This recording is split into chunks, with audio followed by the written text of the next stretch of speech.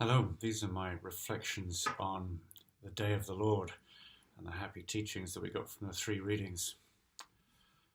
Now then, the day of the Lord, as Zephaniah sees it, is mostly not a good thing. I will punish the people who rest complacently on their dregs, those who say in their hearts, the Lord will not do good, nor will he do harm.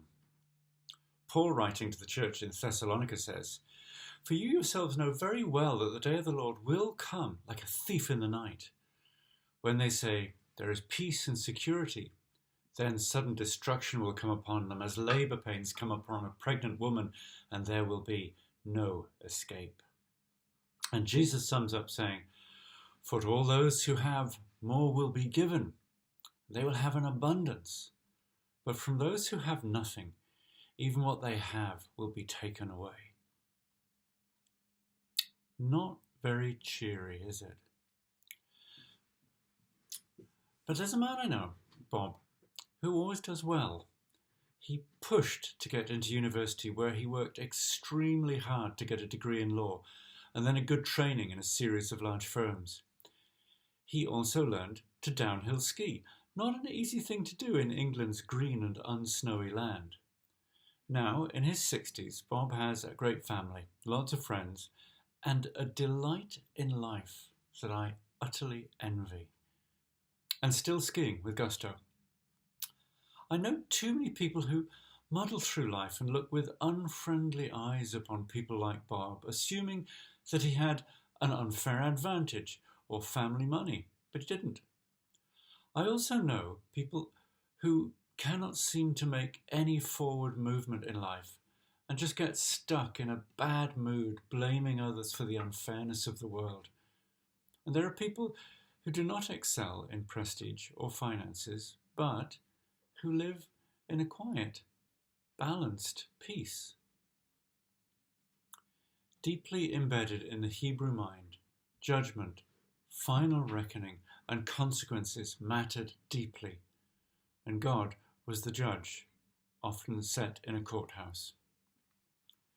But as is so often the way, Jesus offers a different angle of approach. First of all, a little note about slavery. Slavery is foul and obnoxious. The slavery of the gospel story, is not the utterly foul slavery that Europeans, mainly British, inflicted upon Africa and exported to North America. Theft of people and animalizing them, then maintaining a continued dehumanization that Black Lives Matter challenges still today. Slavery in Israel was inclusion into a household, perhaps as a way of repaying a debt, perhaps for a period or for life. But it was understood that slaves had rights, and slaves were in different categories of trust and responsibility. Remember Joseph in Egypt as a slave? That's not a very British story of slavery, not the British version. We all know the story of the talents, but look closely. First slave gets 5 talents. How big is a talent? I actually had to look this up on Google. It's about 60 kilograms of gold. Just think about that. 60 kilograms of gold. Whew. Second slave gets 2, and the third slave gets 1. And then the master leaves them to it. We know the story, so jumping to the end, the first and second slave, they both do the same thing. They take risks, they make deals, they trade and invest and lend, and they have some fun and terrifying moments with these astronomical amounts of money. The third slave looks at 60 kilograms of gold and gets nervous. There are thieves around here. People will hear all about this money and ask to borrow it. And what if I try going into business and fail? Safest thing to do is bury it in the ground. The owner knows these 3 and gives them what he thinks they may be able to handle, hence the different amounts. Each one is given a free shot at success. He's likely very confident in the first one as Pharaoh was with Joseph. He thinks the second slave has the potential to do well, so gives him enough to really fly. Number three is the doubtful one. A bit fearful, a bit cautious, very responsible, but it's hard to say. He never really talks to the owner. He's a bit unknown, but still, let's give him a chance. Some time later, slave number one. Hey, I doubled your money. It was so much fun. Slave number two. So did I. I wasn't sure I could do it. It was scary, but exciting too. Slave number three. Master, I knew that you are a harsh man, reaping where you do not sow, gathering where you do not scatter seed. So I was afraid, and I went and hid your talent in the ground. Here you are. Have what is yours. To 2 and 3, no, to 1 and 3, the owner says, well done, good and trustworthy slaves.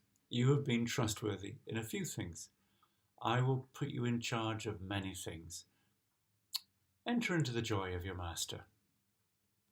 The third one, here's this. You wicked, lazy slave. You knew, did you, that I reap where I do not sow and gather where I do not scatter? Then you ought to have invested my money with the bankers, and on my return I would have received what was my own with interest. Number 3 will not enter into the joy of the master. He is deemed a worthless slave to be thrown into outer darkness where there will be weeping and gnashing of teeth, because he realizes the chance he had and that he threw away. He lost his nerve, or maybe used pessimism as the response of the fearful.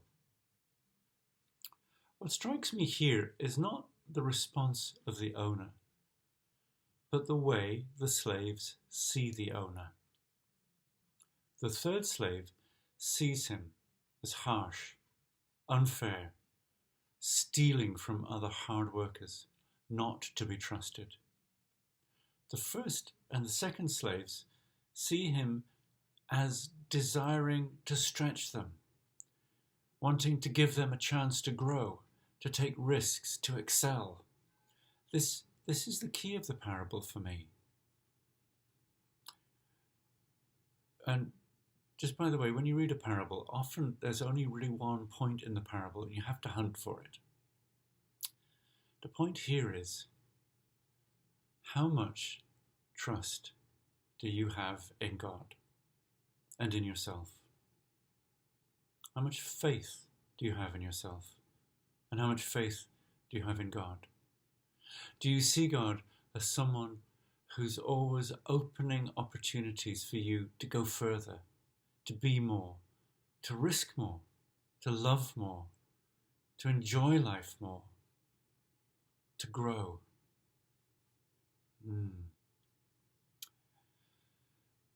God is not impressed by the way people waste their lives, when people turn a blind eye to beauty and joy, when they don't value playfulness or love. Those who do not recognize and delight in the talents that they have, they sadden God. Maybe they anger God. Zephaniah has God say, I will punish the people who rest complacently on their dregs. Jesus has God say, enter into the joy of your master. Pay attention. My friend Bob is such a number one slave guy. Give him the opportunity and he gets all excited and dives in. He's the person I look to when I make big decisions. I don't ring him up and ask his thoughts. I just think to myself, well, how would Bob approach this? Do not look for the thousands of bad things that could happen, but look for and work for the joy and playfulness that could be found on the path ahead. Look for the good that you could do for others, the help you can offer. Prayer of thanks. You will spontaneously whisper, wonder what you'll be thankful for. I think God would rather that you arrived in the kingdom of heaven, a bit battered, maybe roughened around the edges, and maybe with some broken bones, or even a broken heart, but with a smile and the inclination to say to God, well, didn't we have fun together? And God might say, come on then, you old wreck, enter into the joy of your master. That's it.